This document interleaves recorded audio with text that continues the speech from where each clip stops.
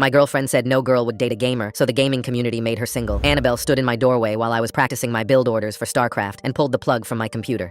She waved at my setup. All of this, you need to quit gaming. I laughed, thinking she was joking. She wasn't. Adult men don't play video games, Jake, and you have a girlfriend now. You should be taking me out to dinners and spending money on traveling instead. I disagreed, but I couldn't argue either. I was crazy about her. She was beautiful, funny, and up until this moment, I thought she was perfect. I pulled her into my lap and smiled. I have a tournament coming up that I've been training for. After that, I'm all yours. I leaned in to give a kiss, but she dodged it, rolling her eyes. I don't care if it's $1 million.